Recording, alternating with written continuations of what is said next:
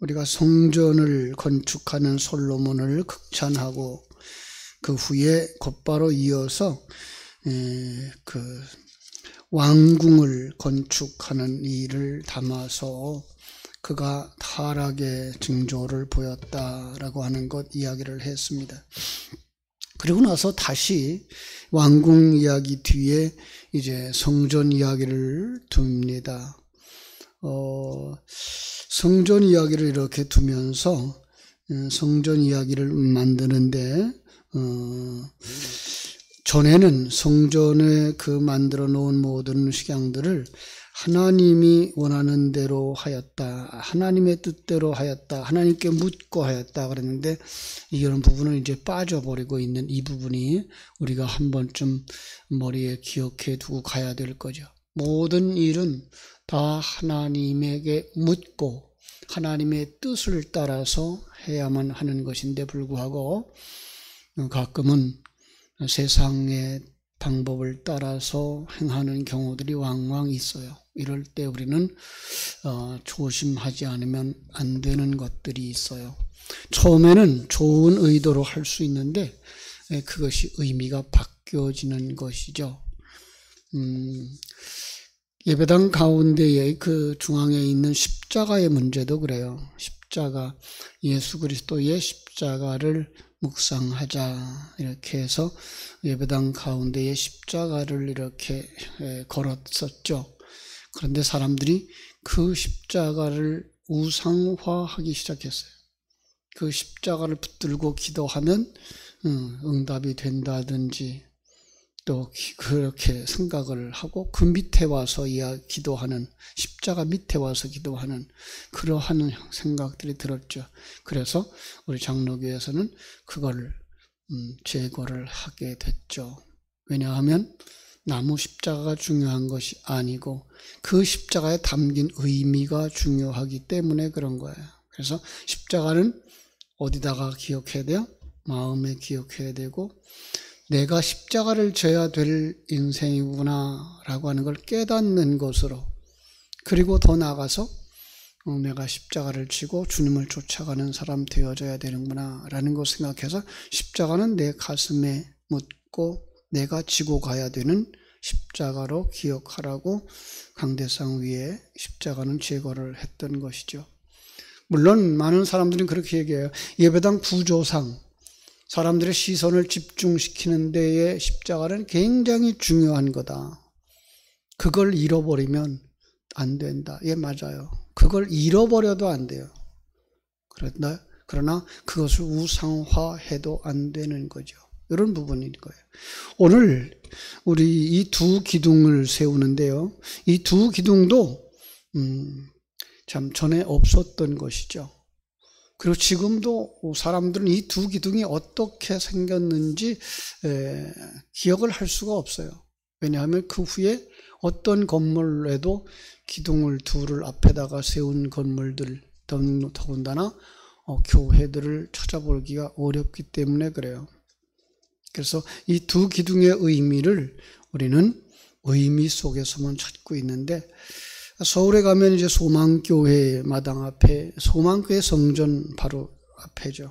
거기에는 그 두 기둥이 세워놨는데 바로 그런 면에서 거기 한 번쯤은 가서 구경하는 것도 괜찮다. 그 교회는 역시 일반 그 고딕형 이렇게 그 교회 형태가 아닌 그냥 성전의 그 네모난 모양을 본받아서 정면을 보면 바로 그런 옛날에 그 성전의 모습이었겠다. 성전의 모습, 성막과 성전으로 이어가는 그 모습이었겠다라고 묵상할 수 있는 그런 현장이기도 합니다. 자, 우리는 성경에 있으니까 성경에 있는 것을 생각하면서 그 두 놋기둥의 의미가 무엇이었을까 생각해 보고요. 지나가도록 하겠습니다. 13절로 14절에 보니까 이 히람이라고 하는 사람을 데려다가 그 기물들을 만들고 있는 그 전체적인 이야기를 하고 있어요. 솔로몬 왕이 사람을 보내서 히람을 두로에서 데려오니 그는 납달리 지파 과부의 아들이요 그의 아버지는 두로 사람이니 놋의 대장장이라. 이 히람은 모든 논일에 지혜와 총명과 재능을 구비한 자이더니 솔로몬 왕에게 와서 그 모든 공사를 하였더라. 그래요. 여기 히람이라고 하는 이름이 나오면 우리는 헷갈리는 수가 있어요. 왜냐하면 그 당시 두로 왕의 이름도 히람이었어요. 두로 왕의 이름도 히람이고, 이 지금 솔로몬이 데려다가 성전을 그 기물들을 만드는 그 놋 제조 전문 기술자의 이름도 히람이었기 때문에 그렇죠. 그런데 역대하 2장 13절부터 또 이제 4장 11절 이렇게 두 군데를 보면 그 놋뿐만 아니라 은금, 동철, 또 돌, 나무, 천을 다루는 일에도 아주 탁월한 이러한 그 희대의 장인으로 이렇게 알려지고 있어요. 그래서 14절이 그 히람을 소개합니다. 그는 납달리 지파 과부의 아들이고 그의 아버지는 두로 사람이었다. 그러니까 역대하 2장 14절을 통해서 알 수 있는 것은 이 히람은 단 지파 여인의 아들이었대요. 그런데 어떻게 됐어요? 두로 사람과 혼인이 되어졌고 두로 사람 살았던 거죠. 아마 단 지파 오홀리압의 후손일 가능성이 많다라는 추측들을 합니다. 이런 면에서 준비되어진 자는 하나님이 필요할 때 언제나 불러다 사용하신다라고 하는 것 우리가 한 번쯤 기억해 두면 좋겠습니다. 그리고 준비되어진 만큼 쓰신다. 신약으로 오면은 어떤 사람에게는 5달란트를 맡기고 어떤 사람에게는 2달란트를 맡기고 어떤 사람에게는 1달란트를 맡기죠. 그 사람의 능력을 누가 알아요? 주인이 알아요. 주인이 알기 때문에 그만큼 맡기는 것이라고 생각하시면 되는 거죠. 전에 우리 교회에서 우리 강도사 고시를 준비하는 그런 모임을 몇 차례 가진 적이 있었어요. 그때만 해도 이제 이 동네는 조그만 시골 동네였고 언덕 위에 이렇게 조그만 교회가 있었을 때인데 그때 우리 동기들을 데려다가 같이 성경 공부를 하면서 제가 이제 그런 은사가 있었던 것 같아요.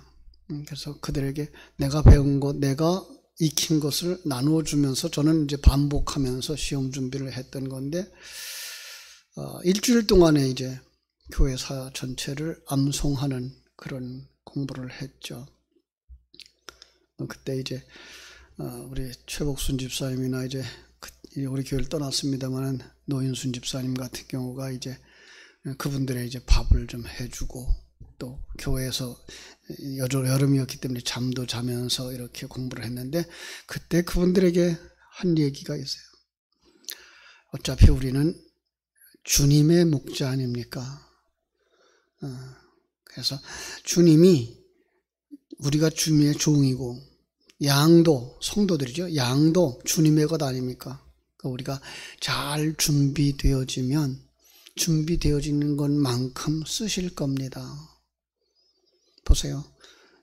5달란트를 주실 분 2달란트를 맡길 만한 사람, 1달란트를 맡길 만한 사람을 하나님이 아시죠. 그래서 목양지에서 목양을 잘하면 하나님이 보내주시든지 아니면 하나님이 그 사람을 옮겨서 그의 적절한 장소에서 목양을 하게 할 겁니다 라는 얘기를 했는데 그렇게 이야기한 지 몇 년이 안 돼서 이 지역이 개발되어지기 시작했어요. 그래서 무궁화 아파트가 생겼고 동네가 그때 75세가 됐는데 무궁화 아파트가 한 75세대가 생겼죠. 한 150세대 되니까 그 신관 1차 아파트가 이렇게 한 150세대 생겼어요. 1차 아파트. 한 300세대쯤 되니까는 또 300세대쯤 생겼고 이렇게 해서 이제 이 정도 지금 마을의 규모가 되고 하나님의 은혜 속에서 저는 이제 선교지로 또 나갔다가 하나님의 은혜 속에 이렇게 또 다시 돌아오는 참 놀라운 일들을 경험하게 됐습니다만은 그렇다고 생각해요. 우리의 그릇만큼 쓰임을 받는다라는 거예요. 중요한 건 뭐예요? 그럼 우리가 준비되어졌느냐라는 거예요. 그릇만큼 큰 그릇이 되는 거 중요하고요. 또 하나는 쓰임 받을 만큼 깨끗한 그릇, 하나님 앞에 깨끗한 그릇, 그죠? 그래서 하나님 앞에 쓰임 받는 자 되어져야 되는 거죠. 바로 히람이 그런 사람 중에 한 사람이 아니었을까 이런 생각을 해보게 됩니다. 이제 그가 와서 어떤 일을 하죠? 15절로 17절. 그가 놋기둥을 둘을 만들었으니 그 높이가 각각 18규빗이라 각각 12규빗 되는 줄을 두를 만하며 또 놋을 녹여서 부어서 기둥머리를 만들어 기둥 꼭대기에 두었으니 한쪽 머리의 높이도 5규빗이요 다른 쪽 머리의 높이도 5규빗이며 기둥 꼭대기에 있는 머리를 위하여 바둑판 모양으로 얽은 그물과 사슬 모양으로 따은 것을 만들었으니 이 머리에 7이요 저 머리에 7이라. 놋기둥을 둘을 만들었어요. 그 기둥에 그 다양한 부분들에 관한 설명들이 아주 많이 주어졌지만 그 용도가 아주 명확해질 만큼 상세하지도 않아요. 한 번쯤 이렇게 그려보았으면 좋겠어요. 높이가 18규빗, 그죠? 그리고 거기에 몇 개의 부속이 덧붙여졌어요. 기둥 머리가 있는데 크기가 5규빗. 역대하 3장 15절에 보니까 그 기둥의 높이가 35규빗이라고 되어져 있어요. 그래서 어떤 이들은 여기에 기둥 그 받침대도 있었을 것이고 또 그 기둥머리가 하나가 아니라 3규빗짜리 또 4규빗짜리 5규빗짜리가 있어서 그게 다 합쳐졌을 때 35규빗이었을 거다. 기둥의 둘레가 12규빗으로 나와 있는데 그 12규빗을 이렇게 둘레를 재보니까요. 지름이 약 1.7m. 지름이 1.7m. 그러니까 기둥이 어마어마하게 크죠. 그죠? 우리 1m 70 되는 분의 그 누워있는 그 사이즈만큼 큰 기둥인 거죠. 자, 두 기둥. 어떤 의미였을까요? 그 이름을 보아서 우리는 알 수가 있어요. 21절에 보니까 이 두 기둥이 성전의 주랑 앞에 세우되 오른쪽 기둥을 세우고 그 이름을 야긴이라 하고 왼쪽에 기둥을 세우고 그 이름을 보아스라 하였다 그랬어요. 그죠? 야긴과 보아스 어떤 의미예요? 야긴이라고 하는 뜻은요. 제가 참 찾아보았는데 그가 세우리라는 의미예요. 그가 세우리라. 보아스라고 하는 뜻은 그에게 능력이 있다 이런 의미예요. 그에게 능력이 있다. 자, 하나님이 세우신대요. 뭐를? 성전을. 그죠? 하나님이 세우시죠. 이건 건물적인 성전만 아니라 어디까지 가자 그랬죠? 그 성전 건축은 나를 성전으로 만드는 일까지 가자 그랬어요. 나를 만드는 그 일은 누가 일하신다? 하나님이 일하신다. 그죠? 나 같은 사람이, 그죠? 우리는 지금, 예수님의 예루살렘에 입성하시고 성전에 들어가시면서 마지막 6월절에 성전에 들어가셔서 성전을 뭐라 그래요? 청결케 하시고 또 그들의 앞에서 뭐라 그래요? 성전을 헐라 사흘 만에 세우리라 하신 말씀을 통해서 헐어야 되는 성전들, 신전화되어진 이 세상에 보이는 것들을 헐어야 되는 상황, 그것이에요. 그런데 자기들이 사랑하고 있어요, 그걸. 아주 쉬운 얘기로 얘기하면 우리의 옛사람, 옛 성전을 헐어버려야 새 성전으로 지어질 수 있는데 이 옛 성전을 헐지 못하는 거예요. 우리가 세상에 집착하고 살다 보면요, 세상 것 버리고 살아야 되는데 세상 것 버리지 못하는 거고 똑같은 거죠. 그런데 그걸 버릴 수 있게 하셔요. 누가? 하나님이. 그래서 그에게 능력이 있는 거예요. 그래서 성령의 말씀 임하고 하나님의 말씀이 임하면 그 사람들은 어떻게 되어져요? 그 성전을 부숴버리죠. 옛사람을 벗어버리죠. 예. 그러면 어떻게 돼요? 그들을 인도하시는 거죠. 마치 이스라엘 백성들 앞에서 구름기둥과 불기둥이 그들을 인도했던 것처럼. 그래서 이 기둥의 의미는 어떤 거예요?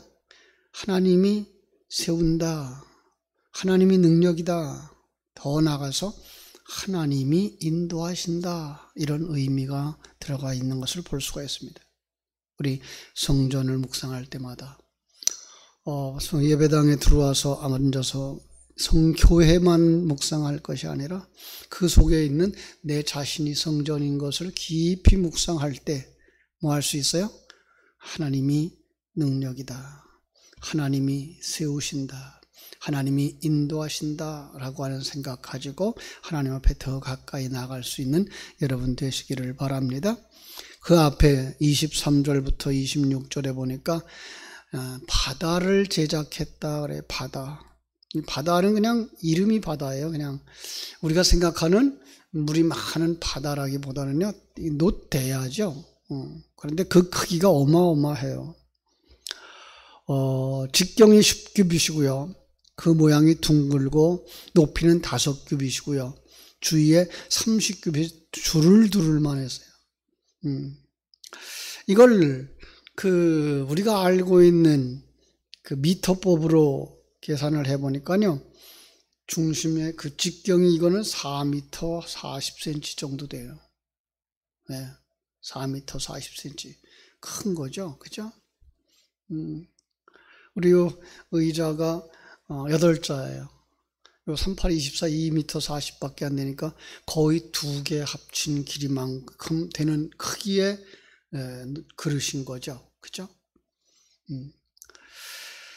높이가 2.2m. 굉장히 컸어요. 그죠? 사람이 그 발판을 놓지 않으면 올라가서 그 위에 물을 담아 놓아도 물을 만질 수 없을 만큼의 높이가 되겠죠. 그죠?